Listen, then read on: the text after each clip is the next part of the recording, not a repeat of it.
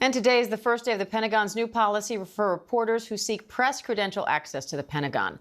That new policy restricts reporter access to cover stories and says reporters could have their press passes revoked if they air or publish information that isn't authorized for release by the Pentagon.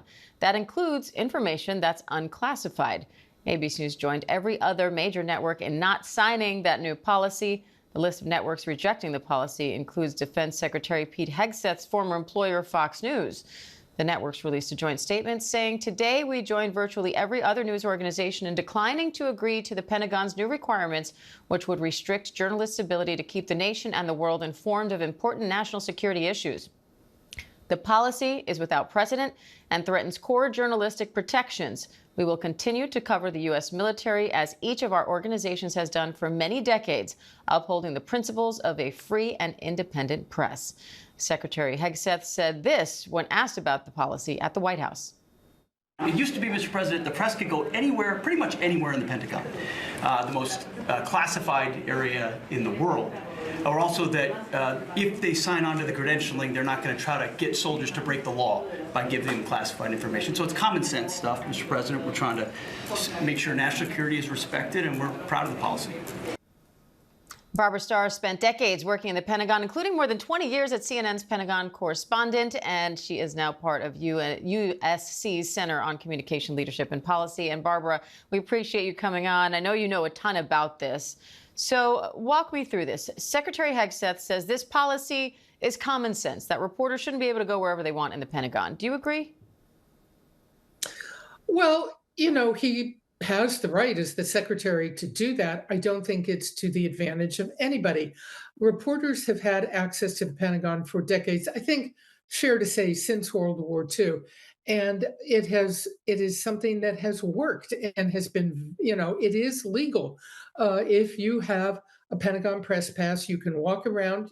You cannot go into classified areas. Those are restricted. It's all behind locked doors. So there are restraints anyhow. But, from the time he came into office, Hegseth tried to start restricting media access. I'm not sure what he thinks he gains from this, because reporters, as your own organization will continue to report. They will continue to talk to sources, to get information, and publish stories. That's not going to stop. So I'm not sure what he thinks he's gaining. Is he, getting reporters out of the building? Yep.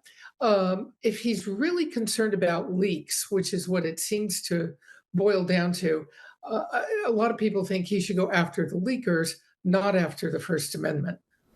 Now that these new rules are in place at the Pentagon, you say Secretary Hegseth should buckle up. What do you mean by that? Well, what I mean is, buckle up. The business of the free and independent press in this country is going to continue.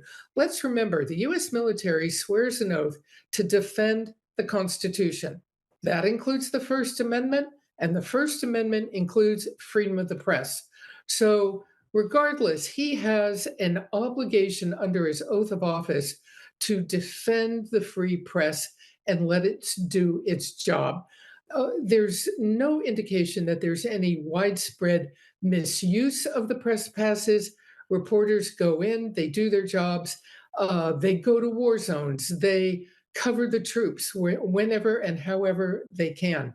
And generally speaking, reporters do not publish classified information. I don't think any responsible journalist would publish anything that would put troops at risk. So again, it boils down to what's the real question here? What's really behind this? Why is he doing this? Because since the day he came into office, he made it clear that he had, and I think the facts bear it out, he had a very antagonistic attitude towards the press corps. You walked the Pentagon for years, connecting with defense secretaries during administrations under both parties. What were those interactions like, and what value did they have for the American people and for the defense secretaries? Well, I think many people would be interested to know.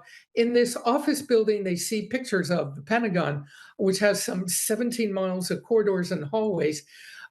you could run into anybody. And that does not mean that somebody sat there and had a classified conversation with you or that you tried to solicit that information. But defense secretaries, chairman of the Joint Chiefs, they often walked the hallways and they walked into the press area because they wanted to say, hi, how's it going? What's going on? They wanted to know what we were working on. They wanted to know what the press corps was complaining about. It was a valuable thing for them to know because for very high level officials who are pretty much locked in meetings all day, this gave them an opportunity to basically have a touch point with what people were thinking about and what was of interest to the American people. And Mr. Hegseth has never done that. He's only had two formal press conferences in the Pentagon, and he's been a very angry person. Everybody can watch the videotape towards the press corps when he stands on the podium. I think he might find it interesting to have a calm policy conversation with reporters. Reporters don't solicit classified information. But again, the big problem with this policy is it opens reporters to potential prosecution for simply going up to a source and asking a question and publishing information that is not pre-approved, pre-cleared by him. All right, Barbara Starr, thank you. Thanks, Diane.